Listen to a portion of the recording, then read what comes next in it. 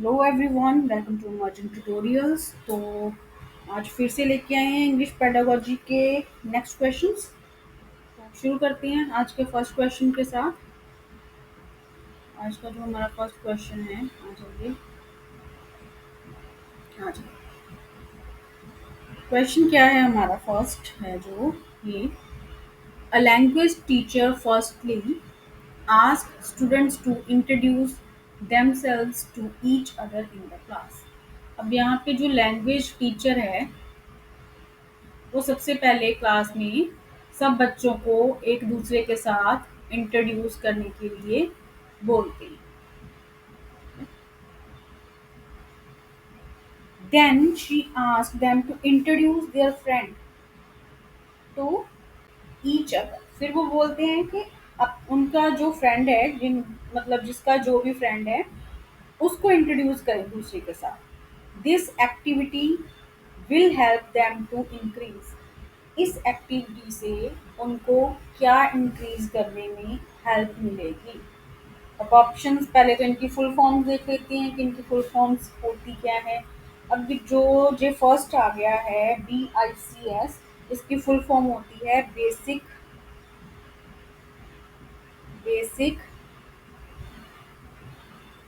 Interpersonal communicative skill. ठीक है, basic interpersonal communicative skill के बेसिक मतलब बेसिक तौर पे आम से तरीके से एक दूसरे के साथ कम्युनिकेट करना। CALP, इसकी फुल फॉर्म होती है cognitive cognitive academic language proficiency. मतलब कॉग्निटिव क्या होता है? समझ विकसित होना किसी चीज के प्रति। कॉग्निटिव एकेडमिक लैंग्वेज प्रोफिशिएंसी मतलब एकेडमिक तौर पे जब पढ़ लिख के माइंड डेवलप होता है, वो समझ डेवलप होती है, तो वो होता है कॉग्निटिव एकेडमिक लैंग्वेज प्रोफिशिएंसी। कि जब आप नॉलेज गेन करके अपनी लैंग्वेज में प्रोफिशिएंसी लाते हो, निपुणता लाते हो। उसके बाद थर्ड ऑप्शन है हमारा PPPP। ये हो गया हमारा public private partnership partnership proficiency. Public private partnership मतलब पब्लिक सोर्सेज और प्राइवेट सोर्सेज की आपस में पार्टनरशिप की प्रोफिशिएंसी। नेक्स्ट है ELT। ये हो गया हमारा English language teaching. English language teaching. वापस आ जाते हैं क्वेश्चन पे। क्वेश्चन में क्या था कि लैंग्वेज टीचर है, पहले तो स्टूडेंट एक दूसरे से अपने आप को इंट्रोड्यूस करते हैं, बाद में वो अपने अपने फ्रेंड को एक दूसरे से इंट्रोड्यूस करवाएंगे कि हाँ ये मेरा फ्रेंड है। तो ये एक्टिविटी उनकी क्या इंक्रीज करने में हेल्प करेगी? तो देखो आप क्या करने में हेल्प करेगी। इसका जो राइट ऑप्शन है वो हो जाएगा बेसिक इंटरपर्सनल कम्युनिकेशन स्किल। तो बेसिक सी मतलब आम जो भाषा में इंटरपर्सनल एक दूसरे से कम्युनिकेट कर रहे हो, बस वही स्किल उनकी डेवलप हो रही है। कॉग्निटिव नहीं हो रही है क्योंकि यहाँ पे एकेडमिक की कोई बात नहीं कर रहे, वो अपने जो पढ़ रहे हैं उसके बारे में कोई बात नहीं हो रही, यहाँ पे सिंपली इंट्रोड्यूस कर रहे हैं अपने आप। ठीक है, इंग्लिश लैंग्वेज टीचिंग भी नहीं हो रही है और पब्लिक प्राइवेट पार्टनरशिप की भी कोई बात नहीं हो रही। तो ऑप्शन ए के साथ हम लोग यहाँ पे जाएंगे। नेक्स्ट क्वेश्चन पे आ जाइए। Literature should be included in language classroom because. अब लैंग्वेज क्लासरूम है मतलब आप कोई भी लैंग्वेज जब बच्चों को सिखा रहे हो, कोई भी हो सकती है, इंग्लिश हिंदी पंजाबी, तो उसमें लिटरेचर को इंक्लूड किया जाना चाहिए। क्यों? ए ऑप्शन है it helps learner to be budding writers. अब बडिंग राइटर्स क्या होता है?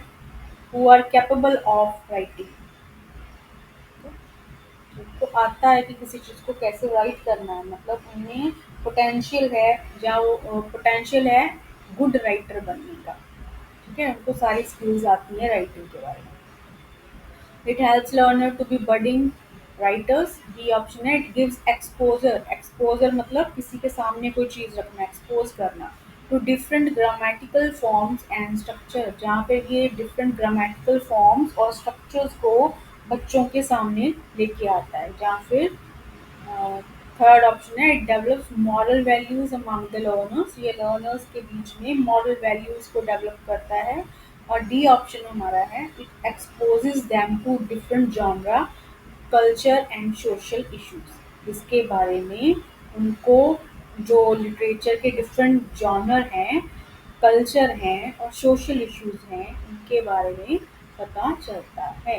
अब देखो, लिटरेचर को रीड करने से किसी में राइटिंग स्किल इतनी डेवलप नहीं हो सकती, तो वो अच्छा राइटर हो सकती है, मतलब यहाँ पे नहीं लेके चलेंगे हम।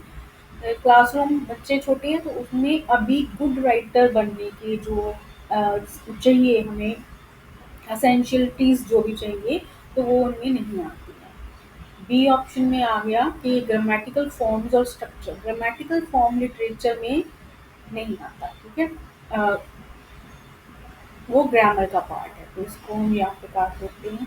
It develops moral values. Moral values करता है लर्नर्स के अमंग, लेकिन बेस्ट ऑप्शन हमारे पास आ रहा है इसका ऑप्शन डी, कि इसके साथ उनको डिफरेंट लिटरेचर के जो जॉनरा होते हैं, पोएट्री हो गया, नॉवल हो गया, ठीक है, शॉर्ट स्टोरीज हो गया, वो उनके सामने आते हैं लिटरेचर को रीड करके। उनको डिफरेंट कल्चर्स के बारे में पता चलता है और सोशल इश्यूज के बारे में पता चलता है।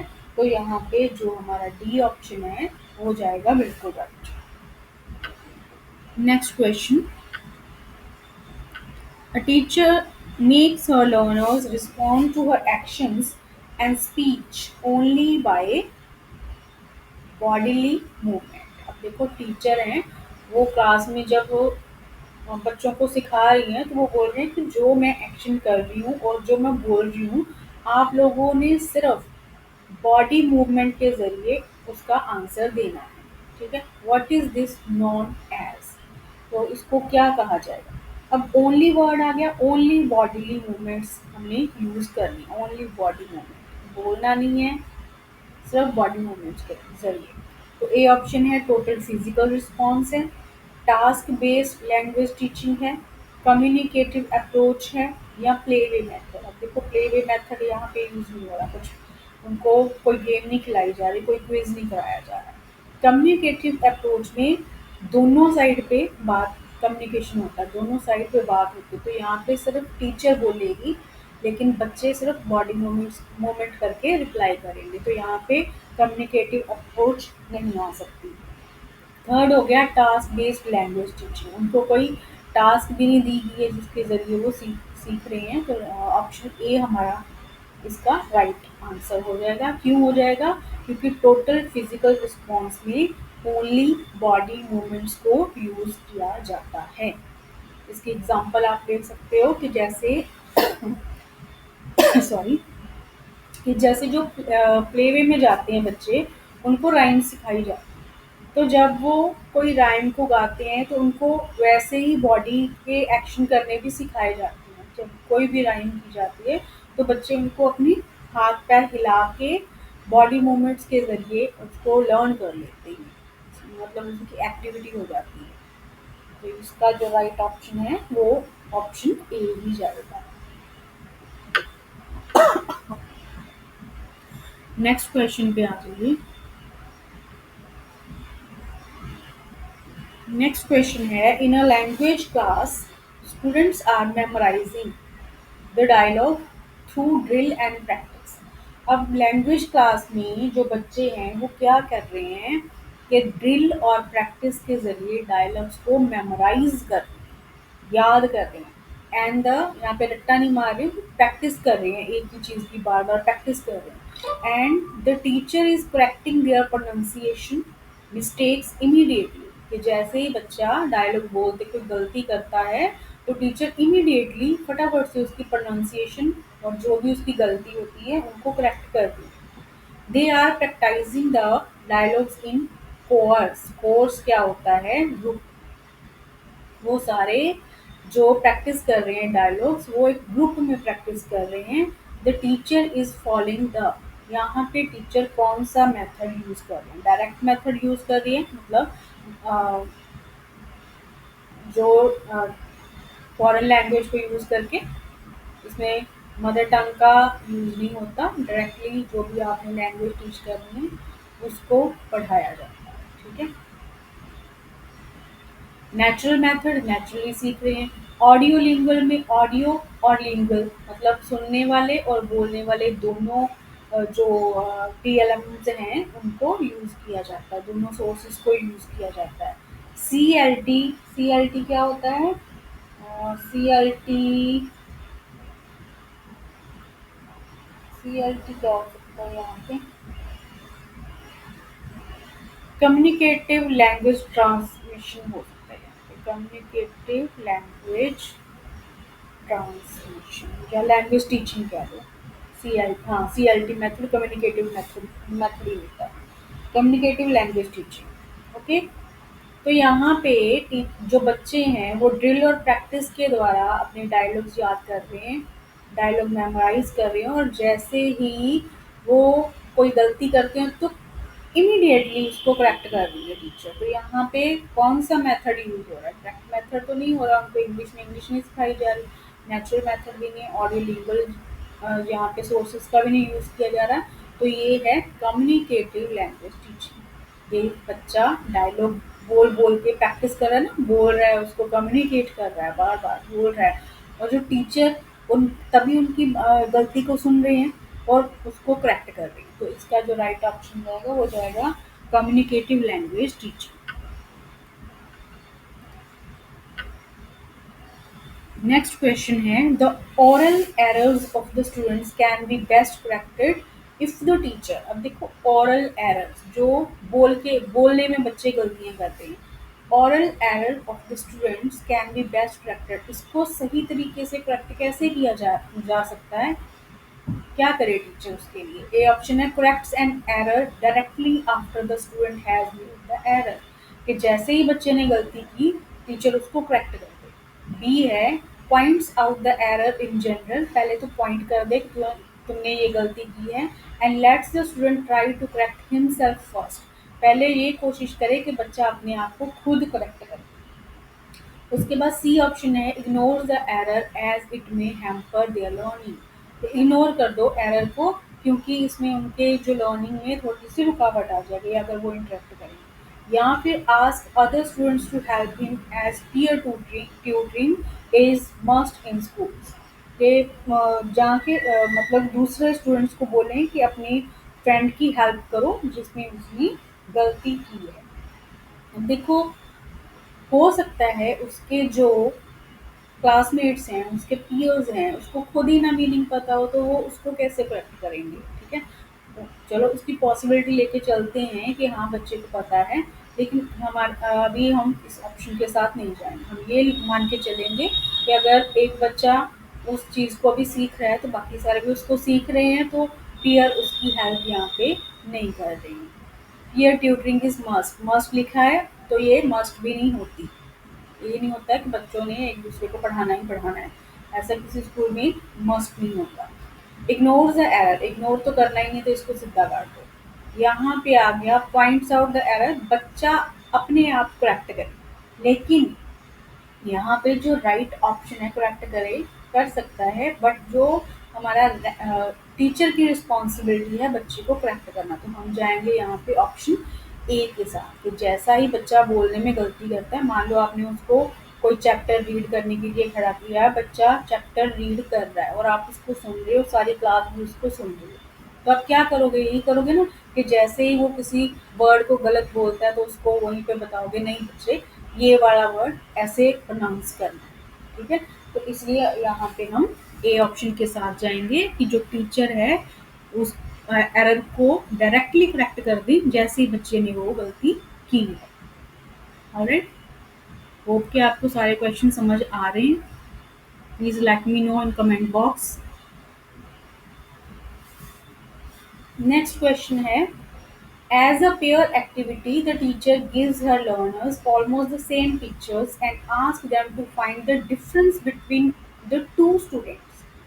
अब देखो यहाँ पे पेयर एक्टिविटी हो रही है, मतलब ग्रुप्स बना के टीचर कोई एक्टिविटी करवा रहा है और उन्होंने बच्चों को ऑलमोस्ट एक जैसी पिक्चर्स दे रखी है, सबको एक जैसी हैं, थोड़ा बहुत डिफरेंस होगा।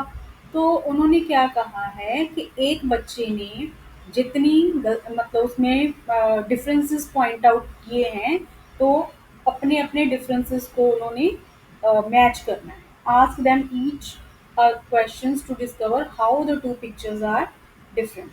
कि उन्होंने एक दूसरे को पूछना है कि ये पिक्चर्स कैसे डिफरेंट हो सकती हैं, कैसे डिफरेंट हैं।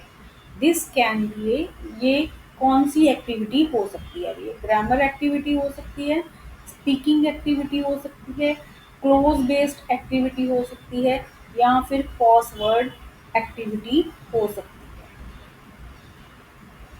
अब ग्रामर एक्टिविटी में ग्रामर की बात करेंगे तो यहाँ पे ग्रामर की बात नहीं होती है। उसके बाद क्रॉसवर्ड्स में वर्ड्स को लर्न करना सीखेंगे, वर्ड्स को बनाना सीखेंगे। तो यहाँ पे वर्ड्स भी नहीं बन रहे हैं, यहाँ पे सिर्फ पिक्चर्स की बात हो रही है और उनमें डिफरेंस फाइंड आउट करना है। ये ऑप्शन जो आ गया हमारा क्रॉस बेस्ड एक्टिविटी, इसमें क्या होता है, जैसे फिलअप दे देते हो आप बच्चों को, फिलअप वन वर्ड आंसर हो गया, वो क्लोज बेस्ड एक्टिविटी में आती है। तो यहाँ पे ऐसा भी कुछ नहीं हो रहा, यहाँ पे बच्चे सिंपली स्पीकिंग एक्टिविटी कर रहे हैं, एक दूसरे को बता रहे हैं मेरी पिक्चर में ये है, उसकी पिक्चर में ये है, डिफरेंस को फाइंड आउट कर रहे हैं। तो आपस में स्पीकिंग एक्टिविटी हो रही है यहाँ पे। इसका जो बी ऑप्शन है वो हम बिल्कुल करेक्ट ऑप्शन लेके चलेंगे यहाँ पे। नेक्स्ट क्वेश्चन पे आ जाइए। हाँ जी, नेक्स्ट क्वेश्चन है, स्टूडेंट ऑफ क्लास फोर्थ, अब फोर्थ क्लास का बच्चा है, is having some problem in writing. उसको राइटिंग में प्रॉब्लम आ रही है, तो शी में है, तो उसको कौन सी प्रॉब्लम हो सकती है? डिसलेक्सिया हो सकता है, डिस्ग्राफिया हो सकता है, डिस्फेजिया हो सकता है, या डिसकैल्कुलिया। तो इस क्वेश्चन का जो आंसर फाइंड करने से पहले मैं आपको ये बता देती हूँ इनके आंसर्स। डिसलेक्सिया लर्निंग डिसेबिलिटी होता है, ठीक है, तो बच्चे को लर्न करने में प्रॉब्लम आती है, उसको अच्छे से लर्न नहीं होता, उसको वर्ड्स की रिकॉग्निशन नहीं होती। बी को डी रीड कर सकता है, डी को बी रीड कर लेगा, सेवन को कुछ ऐसे देख लेगा, ऐसे उसको प्रॉब्लम आती है लेटर्स को रिकॉग्नाइज करने में, लर्निंग डिसेबिलिटी होती है उसमें। डिसग्राफिया, अब जो ग्राफ है, ग्राफ राइटिंग में यूज किए जाते हैं, तो डिसग्राफिया राइटिंग के साथ रिलेटेड हो जाता है, ठीक है। डिस्फेजिया की अगर हम बात करें तो ये होता है कि बच्चे को बोलने में प्रॉब्लम आती है, कम्युनिकेशन का एरर होता है इसमें, डिस्टर्ब होता है, ठीक है। कम्युनिकेटिव एबिलिटी जो उसकी है उस पर इफेक्ट करता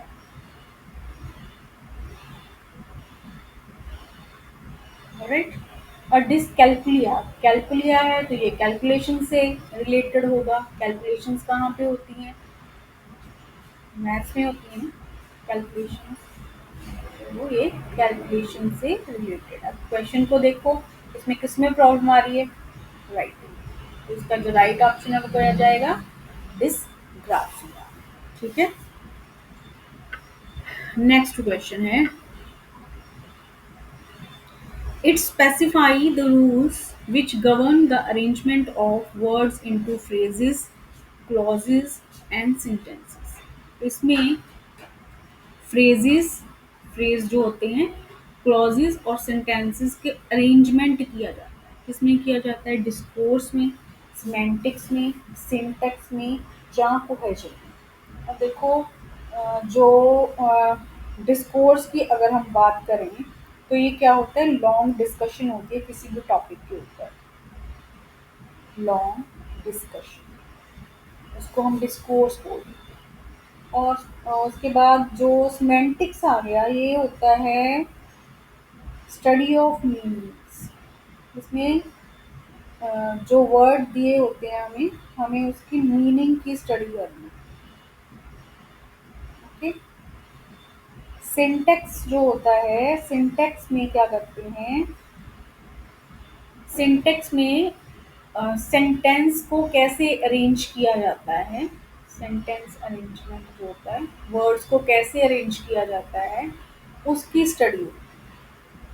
और कोहेजन जो होता है ये क्या होता है कि जब एग्जांपल देती हूँ कि कोई वर्ड किसी सिचुएशन में फिट बैठ जाता है तो उसको हम कोहेरेंस बोल देते हैं, मतलब द एबिलिटी टू फिट लिख सकते हैं यहाँ पे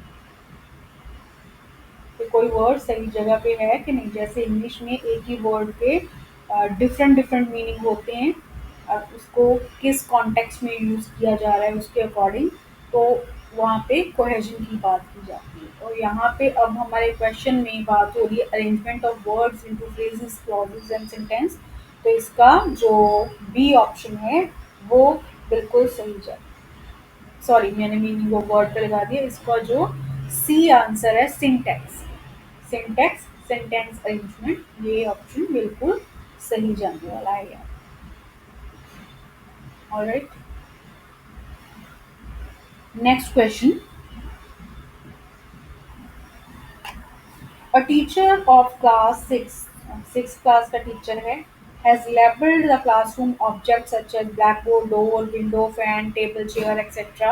in different languages, Hindi, English, Urdu, Sanskrit. Here the classroom as a whole। अब देखो इसमें 6th क्लास की टीचर है, क्लासरूम में जाती हैं तो वो क्लासरूम के जितने भी ऑब्जेक्ट्स हैं उन सबको डिफरेंट डिफरेंट लैंग्वेज में यहाँ पे बच्चों को बता रही है, हिंदी में, इंग्लिश में, उर्दू में, संस्कृत में। तो यहाँ पे क्या हो रहा है, A option is learning through grammar translation method, यहाँ पे ग्रामर ट्रांसलेशन मेथड का यूज हो रहा है। बी ऑप्शन है is creating a language confusion in students, teacher बच्चों में लैंग्वेज की कंफ्यूजन को क्रिएट कर रही है। सी ऑप्शन है is focusing on three language formula, यहाँ पे थ्री लैंग्वेज फार्मूला का यूज हो रहा है। या फिर is a rich source for promoting multilingualism, जहाँ पर ये मल्टीलिंगुअलिज्म का एक एग्जाम्पल है। देखो ग्रामर ट्रांसलेशन मेथड में यूज ऑफ मदर टंग होता है, जैसे अभी हम लोग क्वेश्चन को ट्रांसलेट करके मैं आपको बता रही हूँ, तो ये मैं ग्रामर ट्रांसलेशन मेथड का यूज कर रही हूँ, मैं आपकी मदर टंग को यूज कर रही हूँ आपको कोई चीज़ समझाने। तो यहाँ पे मदर टंग का यूज चलो हो रहा है, लेकिन बहुत सारी लैंग्वेजेस अदर्स भी हैं, तो यहाँ पे ओनली मदर टंग का यूज नहीं हो रहा है। ग्रामर ट्रांसलेशन मेथड को लेके हम चलेंगे। Is creating a confusion, confusion create करना कभी भी टीचर का काम नहीं होता। ये जहाँ पे भी आपको कुछ नेगेटिव लगे वो ऑप्शन को आपने सीधा सीधा काट देना है, वो उस ऑप्शन को कंसिडर करना ही नहीं। Is focusing on three language formula, three language, पहले तो क्वेश्चन में देख लो, यहाँ पे थ्री लैंग्वेज तो है ही नहीं, फोर लैंग्वेज। और मैं आपको थ्री लैंग्वेज फार्मूला के बारे में बता देती हूँ कि थ्री लैंग्वेज फार्मूला क्या होता है। इसमें जो फर्स्ट लैंग्वेज होती है वो होती है बच्चे की मदर टंग। ठीक है, हम हिंदी लेके चलते हैं यहाँ पे। ये सबसे पहले तो हिंदी सीखनी है,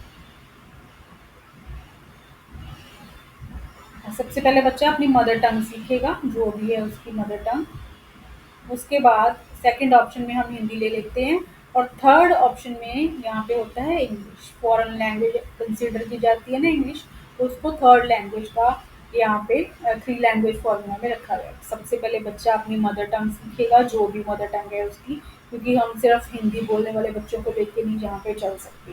ठीक है, कोई भी बच्चा अपनी मदर टंग सीखेगा सबसे पहले, कोई भी हो सकती है, पंजाबी, हिंदी, इंग्लिश, उर्दू, मराठी, कोई भी लैंग्वेज मदर टंग सीखेगा। उसके बाद वो हिंदी सीखेगा क्योंकि इट्स अ नेशनल लैंग्वेज। उसके बाद वो फॉरेन लैंग्वेज को सीखेगा।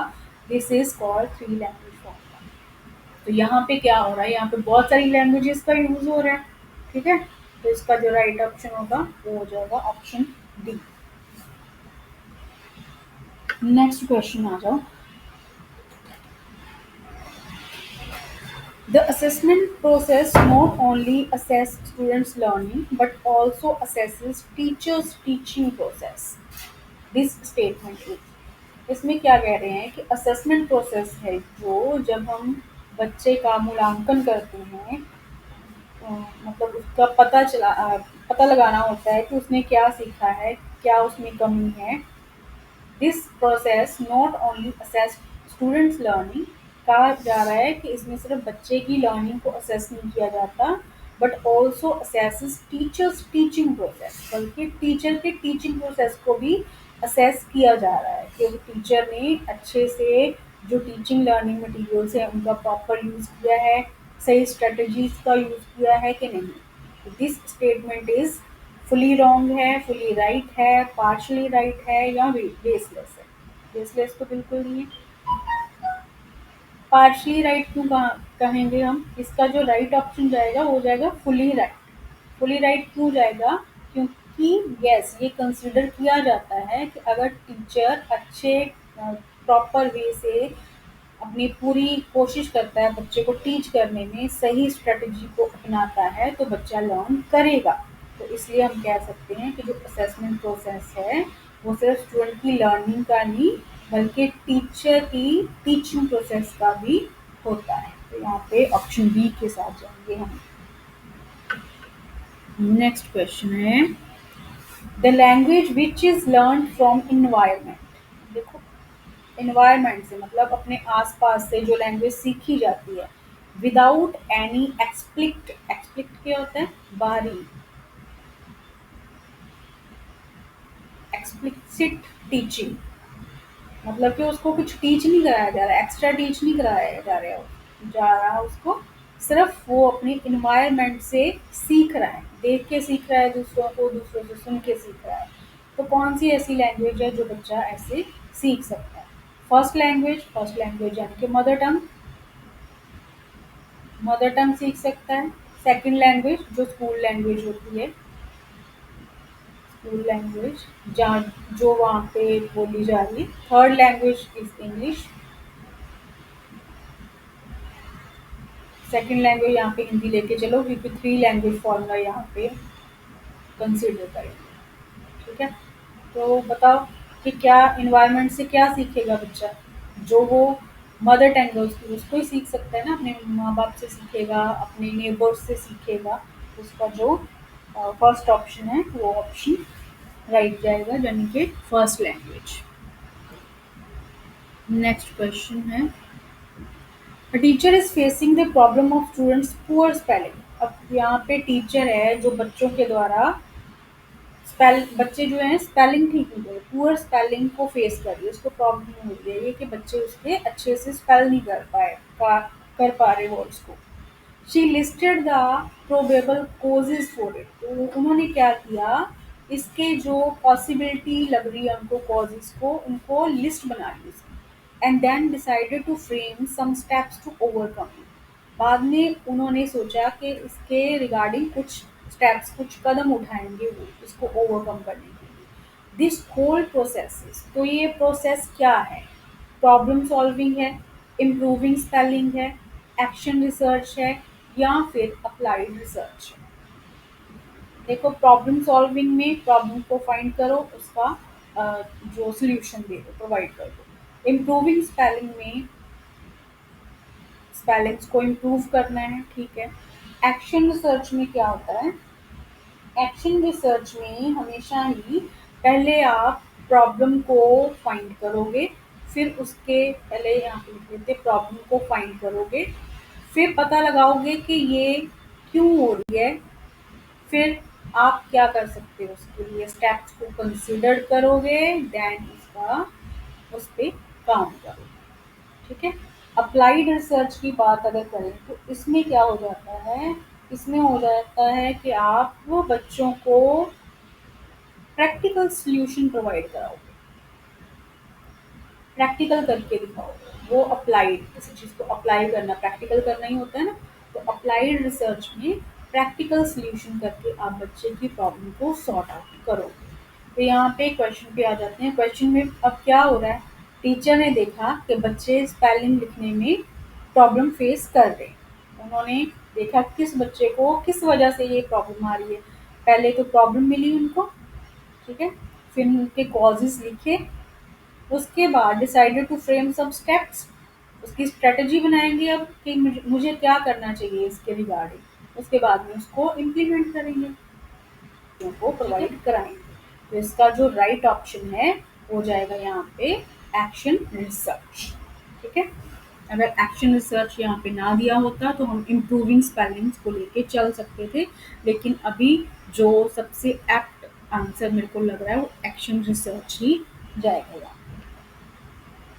नेक्स्ट क्वेश्चन पे आ जाओ। रीडिंग पिक्चर्स बुक मीन्स, अब पिक्चर बुक्स को रीड करना इसका क्या मतलब हो जाता है? ए ऑप्शन है exposing learners to different styles of drawing, इसमें आप बच्चों को ड्राइंग के अलग अलग जो स्टाइल हैं वो बता रहे हो, उनके सामने रख रहे हो। या फिर बी ऑप्शन है to help learners to understand and analyse the pictures, जहाँ फिर बच्चों को उन पिक्चर्स को समझ के उनको एनालाइज करने में हेल्प कर रहे हैं, मतलब उन उसको पिक्चर में क्या है ये चीज़ उनको ढूंढने में आप बच्चों को हेल्प कर रहे हैं। या फिर सी ऑप्शन है to help learners to draw neat and colourful pictures, बच्चों को नीट और कलरफुल पिक्चर ड्रॉ करना सिखा रहे हैं। डी ऑप्शन है that children love pictures and it will be a fun loving class, ये बच्चों को पिक्चर्स पसंद होती हैं और ये फन लविंग क्लास हो जाएगी। तो क्या होना चाहिए इसका राइट ऑप्शन?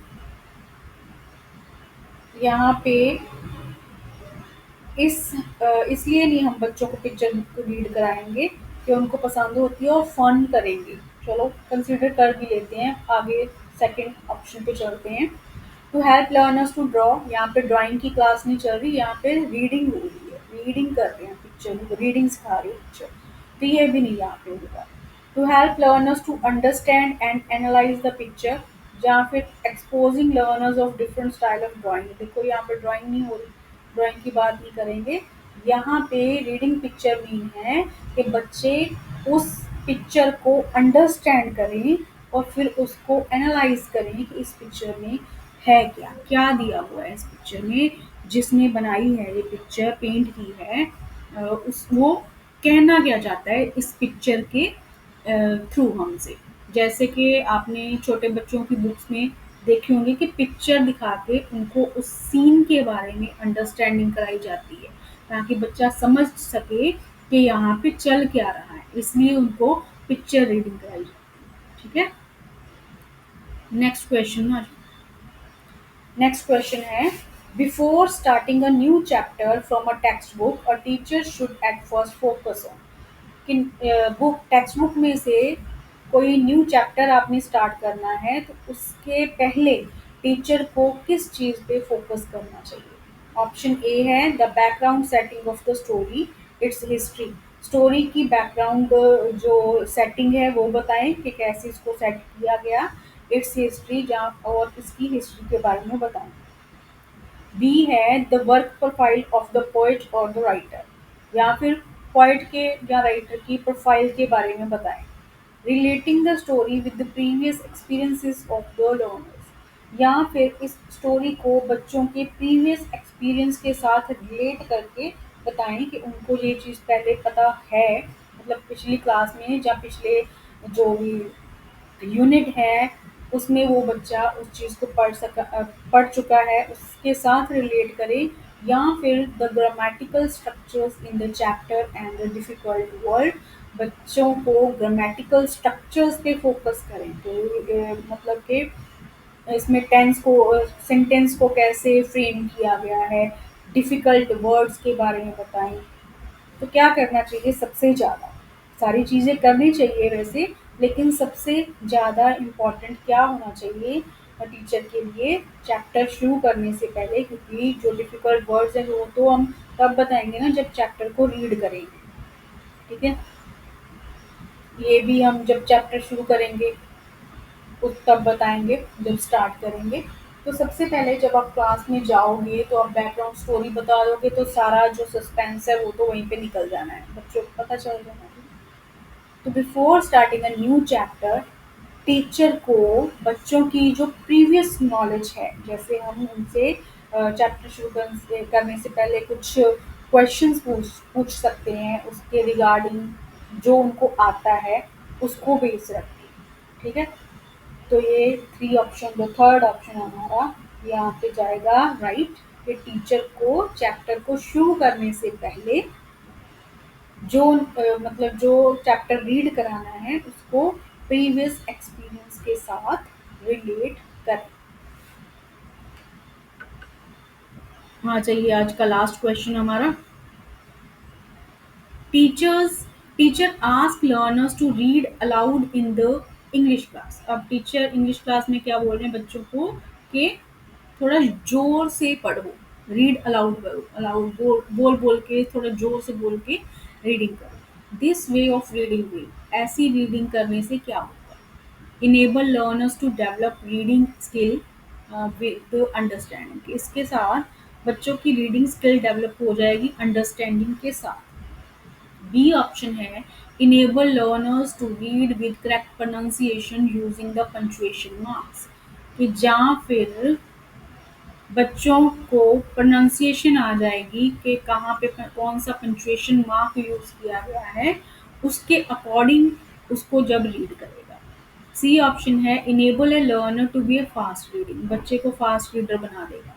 डी ऑप्शन है, help the teacher to complete the syllabus within the stipulated time, मतलब दिए गए हुए गिवन टाइम में जो टीचर है वो अपना सिलेबस कंप्लीट कर लेगा। ये तो बिल्कुल काट दो, सिलेबस कैसे कंप्लीट हो जाएगा एक ही क्लास में। फास्ट रीडर भी नहीं बनाना है कि तेज तेज समझने लग बोलने लग जाए ना, तेज तेज पढ़े समझ उसको कुछ आए ना, ये भी नहीं करना। तो इसका जो राइट ऑप्शन होना चाहिए वो क्या होना चाहिए, डेवलप रीडिंग स्किल हो सकता है जब बच्चा जोर जोर से बोलेगा क्लास में, बोल के हाँ पंचुएशन मार्क्स को हम लेके चलेंगे कि यहाँ पे जैसे जैसे पंचुएशन मार्क है, मतलब कॉमा आ गया तो कहाँ पे उसको थोड़ा शॉर्ट पोज देना है, फुल स्टॉप आ गया कहाँ पे उसको लॉन्ग पोज देना है, कहाँ पे उसको क्वेश्चन मार्क की टोन अप्लाई करनी है, ये सब सीखेगा बच्चा जब रीडिंग अलाउड करेगा। तो बी ऑप्शन के साथ ही जाएंगे, इसका जो राइट ऑप्शन बी जाएगा। वीडियो अच्छी लगी है तो उसको शेयर करो, लाइक करो, कमेंट करो और चैनल को सब्सक्राइब करो, और कमेंट बॉक्स में मुझे बताओ कि आपको क्वेश्चन समझ आ रहे हैं कि नहीं आ रहे हैं, या ताकि मैं इसको थोड़ा सा और बेटर बनाने के लिए एफर्ट्स कर सकूँ। ठीक है, तो मिलते हैं नेक्स्ट वीडियो में, तब तक के लिए bye bye and take care, खुश रहिए।